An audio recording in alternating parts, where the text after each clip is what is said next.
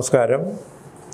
ഞാൻ professor doctor K V Pillai, director Keshava holistic medical centre, Chinmaya lane, Ayurveda കോളേജിന് പുറകുവശം, തിരുവനന്തപുരം. ഇന്ന് ഞാൻ പറയാൻ പോകുന്നത് മുട്ടുവേദന.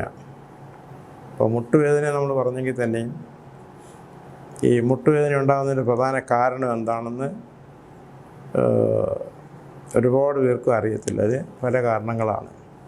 പ്രധാനമായിട്ട് മുട്ടുവേദന ഉണ്ടാകുന്നത് എന്താണ്?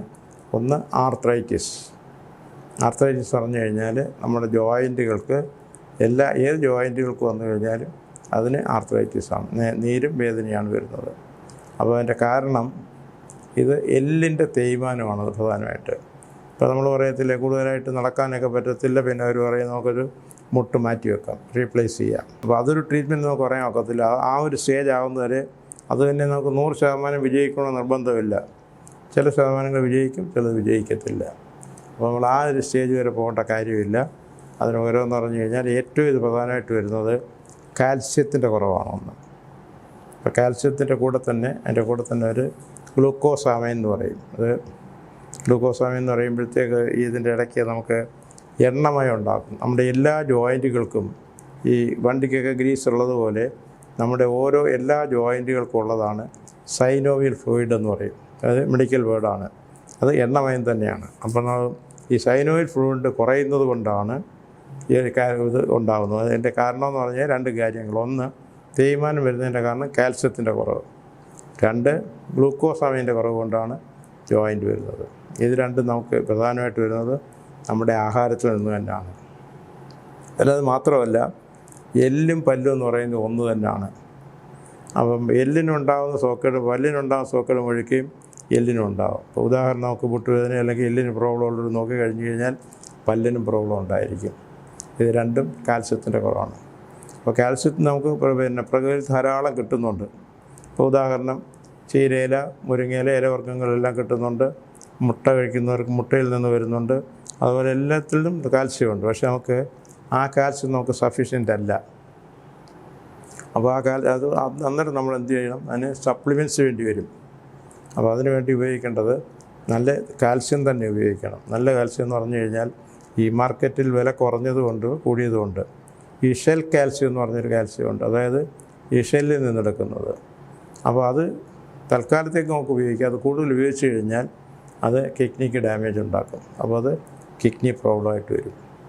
അപ്പോൾ നമുക്ക് അതിൻ്റെ എന്ന് പറഞ്ഞു കഴിഞ്ഞാൽ ഇപ്പോൾ നല്ലൊരു ഡോക്ടറെ അടുത്ത് പോയി കഴിഞ്ഞ് കഴിഞ്ഞാൽ അവർ ഇപ്പോൾ ഈ മുട്ടുവേദന എന്ന് പറഞ്ഞു കഴിഞ്ഞാൽ അവർ ആദ്യമായിട്ട് നോക്കിയിട്ട് കാൽസ്യത്തിൻ്റെ ഡെഫിഷ്യൻസി നോക്കി അത് എന്തുമാത്രം വേണമെന്ന് നോക്കിയിട്ട് അതിൻ്റെ ഒരു അളവ് കൊണ്ടുവന്നിട്ട് അതിൻ്റെ കൂടെ തന്നെ കാൽസ്യം വിത്ത് വൈറ്റമിൻ K27 ചേർത്തില്ലെങ്കിൽ ഈ കാൽസ്യം നമ്മുടെ ബോഡിയിൽ കംപ്ലീറ്റ് അബ്സോർഷൻ നടക്കത്തില്ല.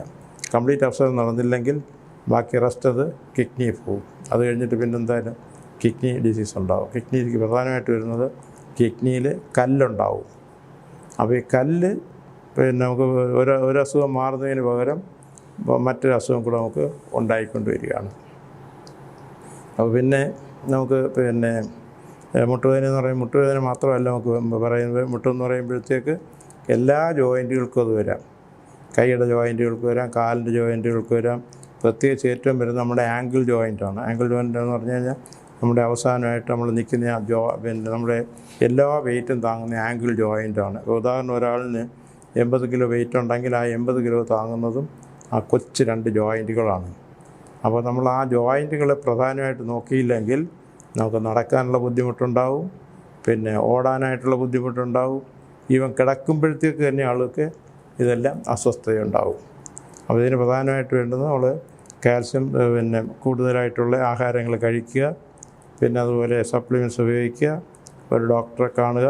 അത് എല്ലാ മോഡേൺ മെഡിസിനിലും ഹോമിയോപ്പതിയിലും ആയുർവേദത്തിലും എല്ലാം ഇതിന് എഫക്റ്റീവായിട്ടുള്ള ട്രീറ്റ്മെൻറ്റ് ഉണ്ട്. അതുകൊണ്ട് നിങ്ങൾ ഇതുപോലെ ഏതെങ്കിലും ഒരു ഡോക്ടേഴ്സിൻ്റെ ഡയറക്ഷൻ അനുസരിച്ച് ട്രീറ്റ്മെൻറ്റ് എടുക്കാവും. ഞാൻ ഇത്രയൊക്കെ പറഞ്ഞെങ്കിൽ തന്നെയും ഞാൻ പ്രധാനമായിട്ട് ചെയ്യുന്നത് ബൈപ്പാസ് വരെ ഒഴിവാക്കുക, ആൻജിയോപ്ലാസ്റ്റി ഒഴിവാക്കുക, ആൻജിയോഗ്രാം വരെ ഒഴിവാക്കുക. ആൻജിയോഗ്രാമിന് പകരം നമുക്ക് ചെയ്യാവുന്ന ഹാർട്ട് സ്കാനാണ്. ഹാർട്ട് സ്കാനിൻ്റെ ഒരു പ്രത്യേകത എന്ന് പറഞ്ഞു കഴിഞ്ഞാൽ ഹാർട്ടിൻ്റെ ഒരു 10-30 ഫങ്ഷൻ നമുക്കറിയാൻ സാധിക്കും. ഹാർട്ടിൻ്റെ അറിയാം, ലങ്സിൻ്റെ അറിയാം, കിഡ്നിയുടേതും അറിയാം. അതേസമയം ആൻജിയോഗ്രാം ആകുമ്പോൾ മോസ്റ്റ് ഡേഞ്ചറസ് ആണ്. അപ്പോൾ അത് ഞാൻ ഇപ്പോൾ കൂടുതൽ വലിയ സബ്ജക്റ്റ് ആയതുകൊണ്ട് സമയം എടുക്കുന്നതുകൊണ്ട് കൂടുതൽ പറയുന്നില്ല. അതുപോലെ തന്നെ ബൈപ്പാസ് സർജറി, WHO തന്നെ പറഞ്ഞിരിക്കുന്ന more than 90% bypass surgeries unwanted, ആവശ്യമില്ലാത്തത്. പിന്നെ ആൻജിയോപ്ലാസ്റ്റി കൊണ്ട് പേഷ്യൻ്റ് ഒരു പ്രയോജനവും ഉണ്ടാകുന്നില്ല. അപ്പോൾ ഇതിന് പകരമായിട്ട് നമ്മൾ ഉപയോഗിക്കുന്നത് chelation therapy and laser therapy. ഈ ട്രീറ്റ്മെൻറ്റിന് എൻ്റെ പ്രധാനപ്പെട്ട പേഷ്യൻസ് എന്ന് പറഞ്ഞു കഴിഞ്ഞാൽ കെ.ആർ. നാരായണ സാറായിരുന്നു, ഫോർമർ പ്രസിഡൻറ്റ്, മാർത്താണ്ഡ മഹാരാജാവ്. അതുപോലെ ഞാൻ American president Jimmy Carter treatment ചെയ്തിട്ടുണ്ട്. ഇതേപ്പറ്റി കൂടുതൽ അറിയുന്നതിന് വൈകിട്ടൊരു 7 മണിക്ക് ശേഷം എന്നെ കോൺടാക്റ്റ് ചെയ്യാവുന്നതാണ്.